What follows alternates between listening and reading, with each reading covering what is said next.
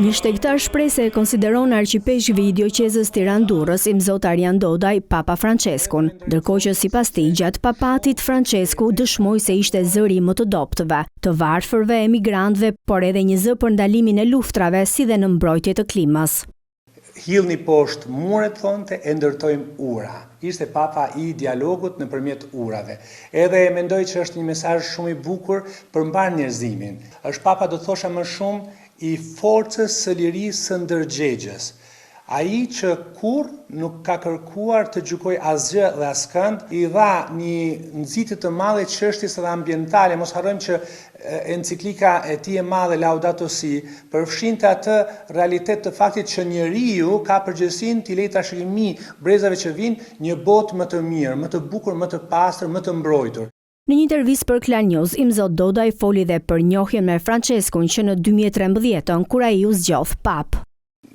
Provania junior ka dhënë në mënyrë që ta takosha shumë herë në mënyrë personale, në audienca private apo në audienca publike, të kisha kontakte të vazhdueshme të kisha edhe një epistolar me të, këshillat e tij, nxitjen e tij, veçanërisht gjithmonë inkurajimin e tij. Gjithmonë thonte kurr mos ta vjedhë askush buzëqeshen.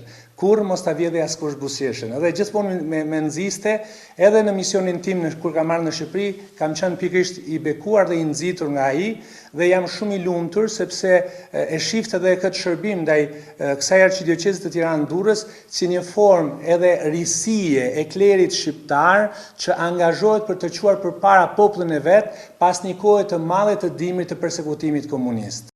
Për arqipeshkvin Dodaj, vizita e Papa Franceskut në Shqipëri në 2014 ishte edhe një shënjim i papatit të tij. Ai gjithmonë kujtonte me ëmbëlsi, me mirësi, me mirënjohje vizitën e tij këtu, sepse ishte një vizitë që unë mendoj ka shënuar dhe pontifikatin e tij për sa i përket veçanërisht dialogut ndërfetar si përvojë vllazërore.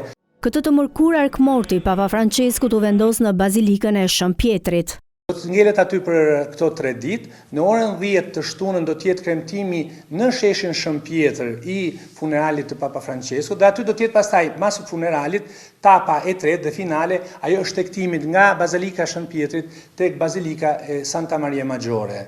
Imzot Dodaj foli dhe për përzgjedhjen e papës së ri, proces i cili do të dojë kohë sa të nxjerrë tym të bardhë. Ky konklav nuk do të jetë diçka shumë e shkurtër, sepse kardinalet janë nga realitet, nga 75 vende të ndryshme të botës, janë 135 kardinal që do zgjedhin, sepse Papa Francesku e ka shtuar numrin nga ishte nga 120 që e parashkruante, janë 135 ata që do të jenë që zgjedhin, pra që janë nën moshën 80 vjeçare, dhe mendoj që do të jetë diçka që me të vërtetë do të jetë diçka ku do ta vej në lëvizje shpirtin e shenjtë, sepse t'i vej të gjithë së bashku për të pasur 2/3 e votave për zgjedhur pryesin e ardhshëm të Kishës Katolike. Ditën e njëjtë më 24 prill në orën 18 në katedralen e Shën Palit në Tiranë do të kremtohet mesha për shpirtin e Papa Franceskut. Në këtë kremtim do të marrin pjesë të gjitha i peshkvitë e dioqezave në vendin tonë dhe janë të ftuar të gjithë besimtarët të bashkohen në lutje për shpirtin e Papa Franceskut, që aq shumë e donte vendin tonë.